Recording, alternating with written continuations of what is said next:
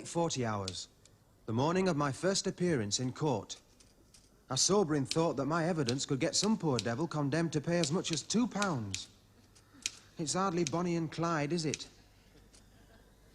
I wonder how long it's going to be before I'm taming the hard villains like this, unarmed by the merest rays of an implacable eyebrow. A brutal face. He looks just like Mrs. Silverdale's marriage guidance counsellor. What's another way of saying she felt his hand moving in the pictures? Dare one inquire whereabouts? In the front stalls.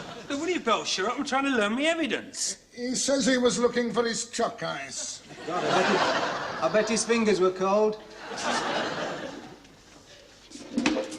I was on duty at Fulwood Road when I observed a light cream-coloured sports car being driven in a noisy and erratic manner. The driver appeared to be attempting a three-point turn in order to extricate the vehicle from a place where the road narrows dangerously, namely the doorway of Ibbetson's do-it-yourself store. I was just... He's an old tightwad, is Ibbetson. As I approached the vehicle, the driver stopped to clear his windscreen of an aluminium ladder and 3 rows of plastic-coated chicken wire. I made him an offer for all that bent wire. But he just laughs in my face and gets it straightened out under the council's little road roller. I was going to fence in my garden, keep that little feathered horror from next door out. Oh, have they got chickens? No, that creepy kid of theirs with its wedding outfit. I got another flaming arrow yesterday, straight in me outside toilet. Geronimo's revenge. He screams if you belt him. The only thing I can do is tread on his fire engine. The driver's breath smelled strongly of alcohol. That reminds me. Go on, ask me. Why shan't we be seeing the sergeant this morning?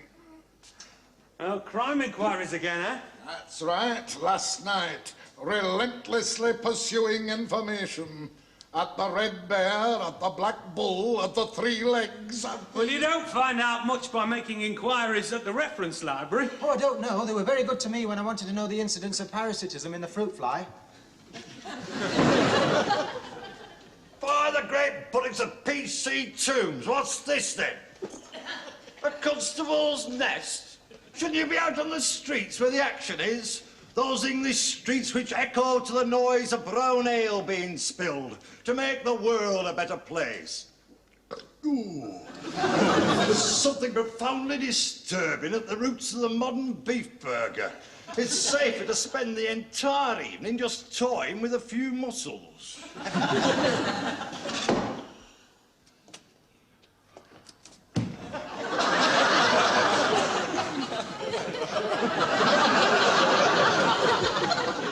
What are you two at? Oh, we're in court this morning, Sarge. P.C. Penrose and me. Oh, you're ready for it, aren't you, Primrose? Look at that broad, intellectual forehead. That suggestion of a kiss curl peeping shyly from the helmet. I'm looking forward to seeing the administration of justice at first hand, Sergeant. Oh, the mind reels that I should ever have a body with his flair for golden phrases. In the old days, we used to rub along with hello, hello, hello and the odd elbow in the duodenal.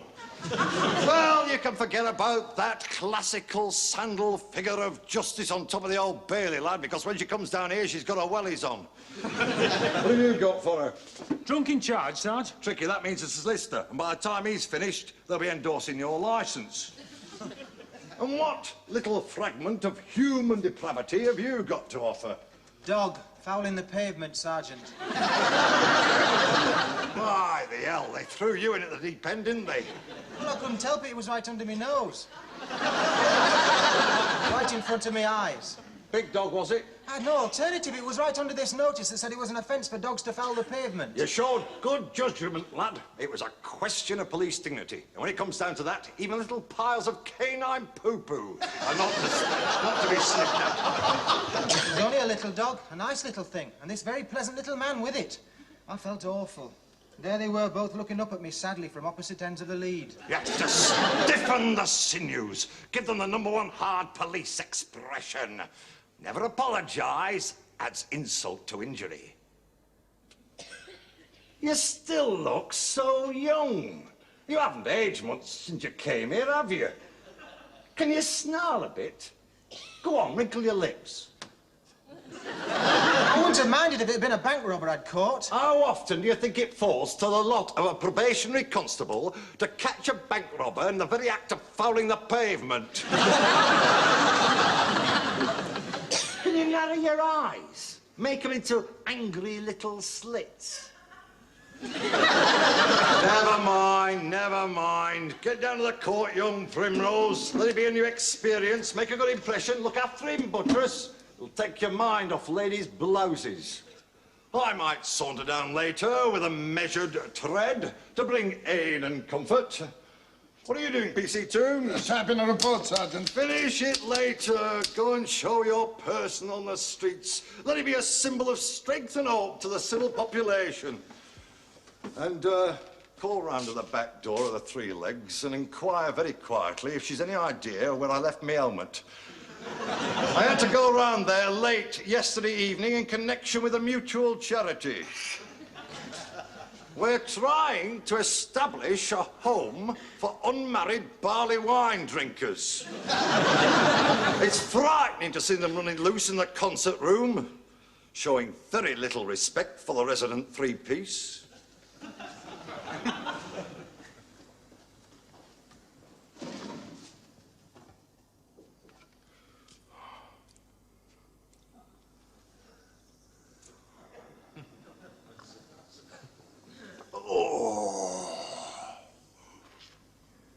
So you think I'm a swine, WPC? Yes, sir. You're not just saying that. Oh, no, sir. Everybody thinks you're a swine. It hasn't always been easy, you know. I used to get these damn regressive twinges. I used to get these moods, Queenie.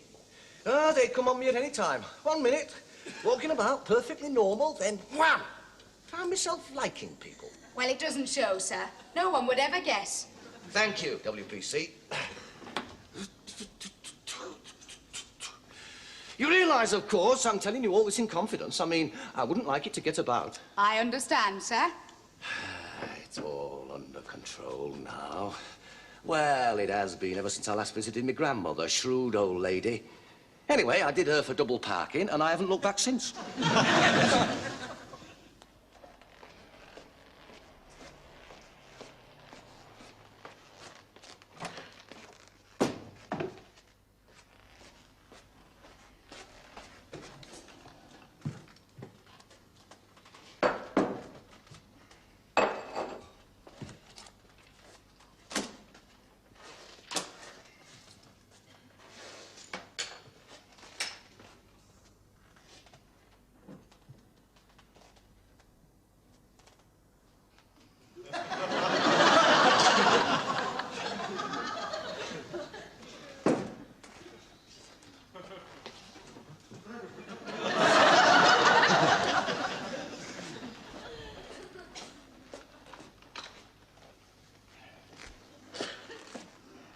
Early birds, I want to get it over with. It's not first come, first served, you know. Well, how long will it be? What name is it? Adamson? Adamson John H. I think it's awful when they put your name backwards like that, trying to make you into somebody else. His name's John Adamson. Well, John Adamson, you'll be called about halfway through. You've time to go and get yourself a bit of breakfast, if you like. Breakfast? He's hardly eaten since he got the summons. It won't be in the papers, will it? Oh, no, do you think it will? There'll be reporters here. Oh, God, your mother will die. And what about her across? They'll hardly be after buying your life story because your dog did a splodge on the pavement. Look, have a sit down. You can't smoke in here, but the toilets are up that way, all right? I think I'll go. Again?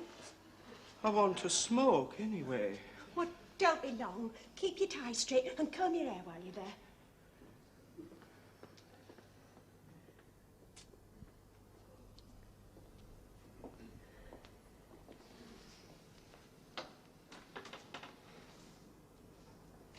It wasn't a splodge, anyway.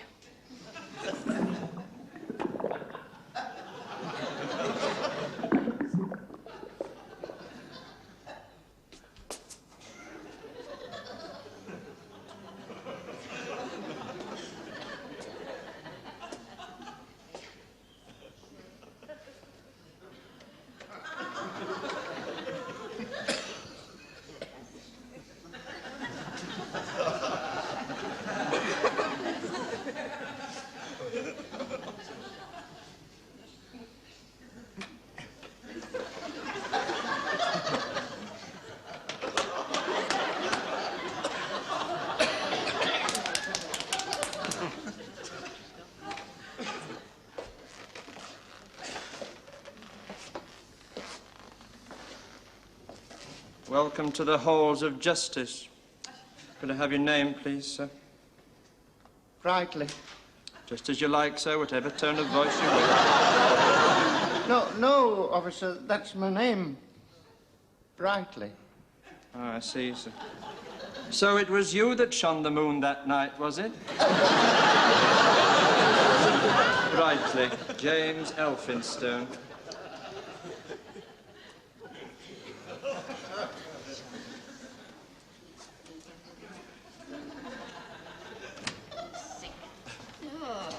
Oh, hell, it's Dracula's mum. Well? Whatever you got in that pot, as long as it's not fresh blood. 2 cups. Two 5s. Sugars on tables. If you can see it for policemen's feet. I bet she's wanted throughout Transylvania for biting people's necks. And here she is, hanging out under the very noses of the constabulary. Should we tell Interpol? What for? Interpol is an organisation for sending parrots by post. Now, sure up, let me learn me evidence. I learned mine last night. First time in the witness box, I'm not looking forward to it. I wouldn't have minded if I caught somebody really evil, but all I've got is this faithful husband and parent with eyes like a spaniel. I feel as if I'm taking him to be put down. Still, I've got to start somewhere. Anyway, what is the incidence of parasitism in the fruit fly? I've forgotten. Oh, now I'll never know. You get over it, I did. Why don't you learn your evidence? Whereupon I asked him if he would blow into the bag, and he replied, I would rather blow in your ear. Constable, look at the moon. Mother would have understood. She was a concert pianist. Rubbish. No, honest, genuine. It's the best reply I've ever had. My favourite before that was when I caught this bloke underneath a clothesline with his head inside this underwear. When I asked him what he was doing, he replied, I didn't want anyone to see me crying. Ah, that's sad. What did you do? I let him go, but I shouldn't have done. Why not? Well, because he probably went round the corner and strangled some poor beggar's cat. Hey, what's Sergeant Flagg doing? Oh, he's making up his book. Doesn't look like his notebook. Oh, it's not his notebook, it's the book he's running on today's results. What results? Well, the verdicts. Guilty or not guilty. He says it's research for a thesis he's doing on the patterns of crime and punishment.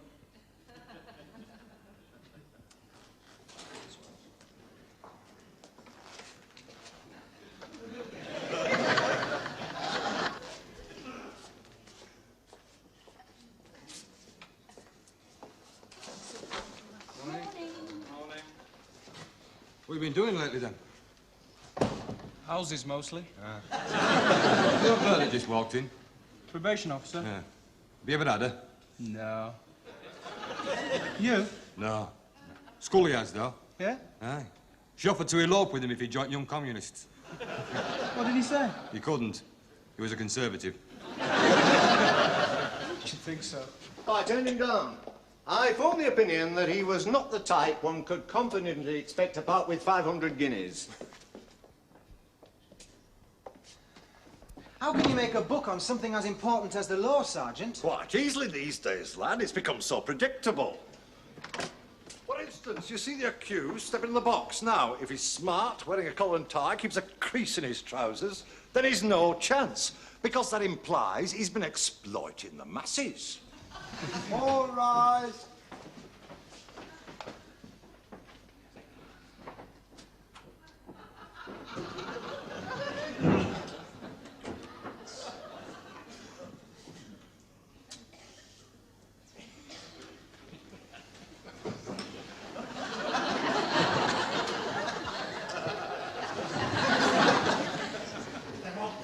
They want to what?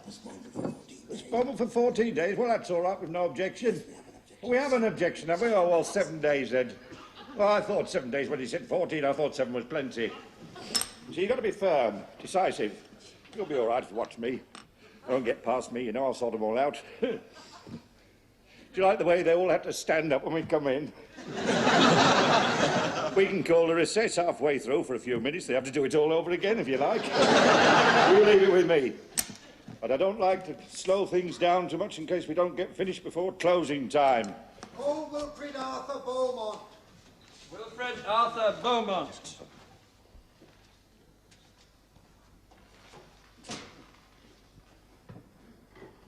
Guilty. Guilty. It's another Conservative about to bite the dust. Oh, it's not what I expected. It's the pendulum of history, lad. In the old days, justice could be weighted unfairly on behalf of certain individuals with powerful friends. But now it is the century of the common man, and social progress has ensured that today justice is weighted unfairly on behalf of noisy mobs with powerful friends. There's my little man there. How do you think he'll fare? Him? Solid, decent, upright, nervous, mild. Guilty, definitely, no chance. Oh, he's so little. I should have thrown him back. No, think positively. Maybe underneath he's a real swine. Maybe he's the evil power behind an international empire of vice and human misery. Who's that magistrate? Alderman Brumby. To anyone with preconceived notions of the majesty of the English law, seeing Alderman Brumby, JP, is like discovering that God is retarded and comes from Rotherham.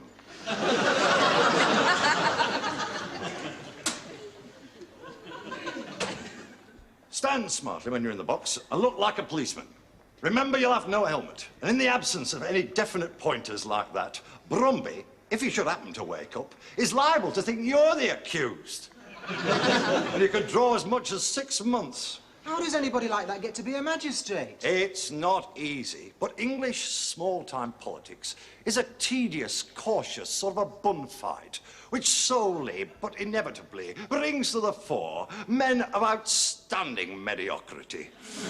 All the rest have long since gone home in boredom and despair, leaving rock-steady chain-wearers, good snooker score-calling material, can always tell you where the chalk is. Oh, that's awful. Well, rubbish. It's the envy of the world. The one real guarantee against corruption.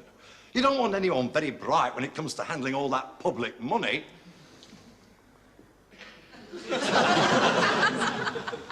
There's the fly in me ointment. That's where all my forecasts might come unstuck. Billy the Twitch there. What do you think he's up for, Sergeant? I've no idea. He's the joker in the pack. They always keep the details of one dark horse away from me, just to make things tricky. I like policemen, but it could be said that they're very cautious when they're risking money.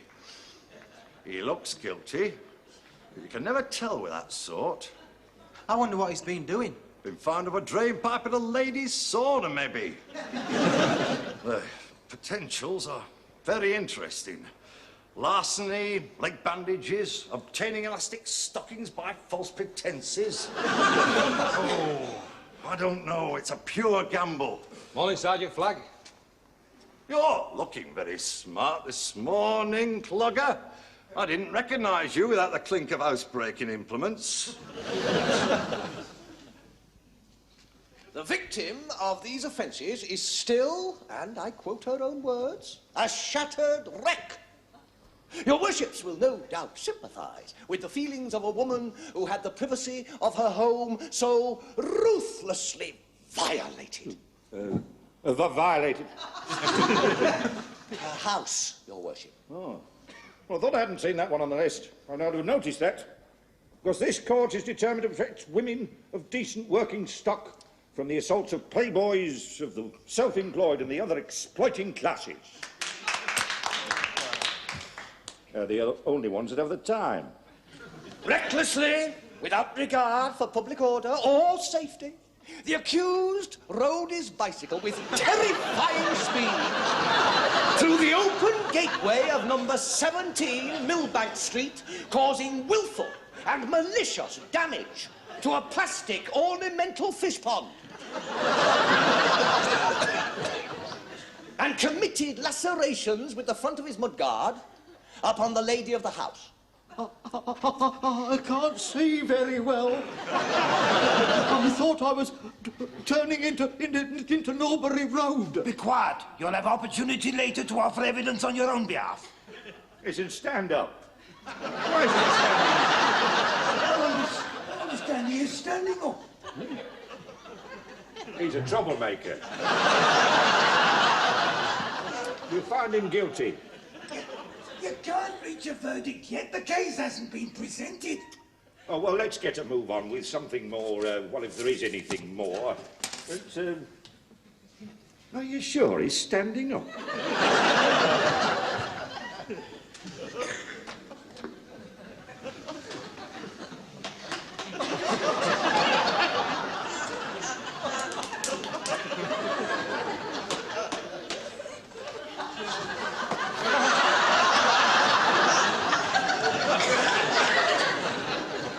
What do you think he's been doing? Eating live mice? He's not like that. He looks nice enough. I bet he's very kind, really. Well, go on then. What's he been doing? Maybe it's him that smears the trays with grease in motorway service cafes. Well, that's not an offence. It is to me. No, I've got it. It's him that writes them VAT circulars. John Henry Adamson.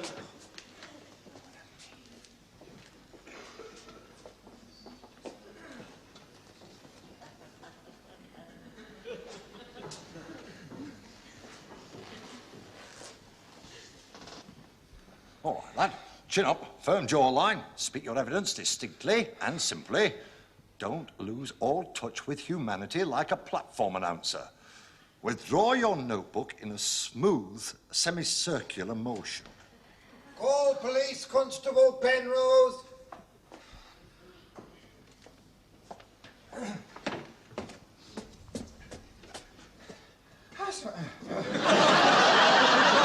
I swear by Almighty God that the evidence I shall give shall be the truth, the whole truth, and nothing but the truth.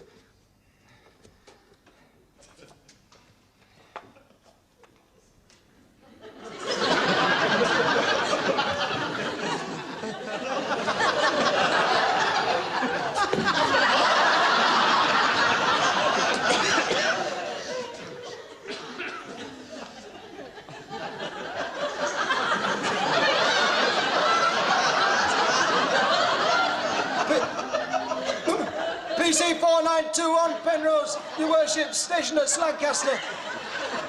On Friday the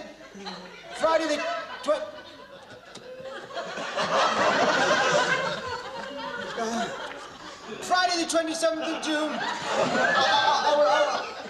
I was on patrol in Old Coach Lane when I noticed the accused walking a small dog in the direction of Oldham Lane. I saw the dog pause near this lamppost.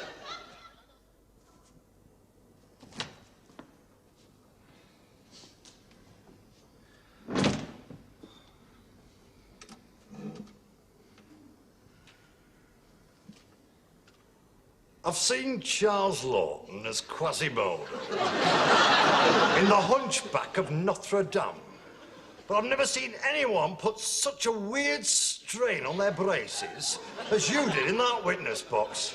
I was scared my nose would start to bleed. It was a very original performance. I've never seen it done before. Eyes fixed steadily on the ceiling. I'm a failure, aren't I? They even let him off, didn't they? Well, of course they let him off. See you with your neck stuck back there at that angle.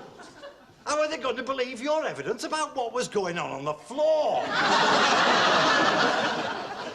Not that I mind him getting off. Well, I do. It cost me a certain jackpot. Apart from a miscarriage of justice, I had to hand over a good £3.50 to the kind of dissolute policeman who'll fritter it away on stuff for his cucumbers. I find they repeat on me. I'm glad you told me that. Right, on your feet, Primrose. Let's get back in there and listen to the rest of the proceedings. Keen, policeman-like interest. I find the law a bit confusing, Sergeant. Well, of course you do, lad. But don't forget, some of the keenest brains in Britain are working on it daily, determined to keep it that way. My client does not deny entering this small newsagent and tobacconist premises, perhaps a little later than their usual hours. But he does deny most strongly the interpretation placed upon his actions by the police. A fine body of men whom I in no way wish to malign, but, as we all know, merely human and therefore liable to error and planting evidence and duffing people up in small back rooms. Well, overruled. My client, a man of the highest social principle, was returning home to the bosom of his wife and 17 undernourished children from a trade union meeting at the George Hotel, which had been sitting all evening, desperately discussing measures to alleviate the suffering of the poor. Upon passing the newsagent's window and by the light of a combination tire lever and pocket torch, which he always carries in order to give aid to stranded motorists, my client noticed a magazine which inflamed his intellectual curiosity. The door opened quite easily following the removal of a pane or two of glass, which of course he would have replaced had he been successful in obtaining a grant from the Department of the Environment for this purpose. Quite right. But at this point, my client was viciously attacked by the owner of the premises, selfishly intent upon preserving the privileges to which she feels that hard work and long hours have entitled her. Imagine the horror experienced by my client as he found this vindictive old lady cunningly inserting her neck under his foot.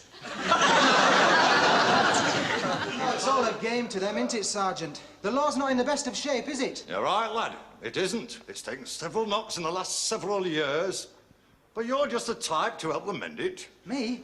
Yes, when you're dry behind the helmet, when you've lost some of your winsome little civilian ways, when you look a bit less like my sister's second youngest girl, Deirdre. Oh, feel me stubble, it's getting much stronger. Good, good. It's all down to you, lad. You can repair some of the damage the law has suffered at the hands of politicians, unions, and its own practitioners. All right, PC Knowles, I'll give up. What's he done? Nothing. He's applying for a bar extension for the Romarsh Country Dancing Club.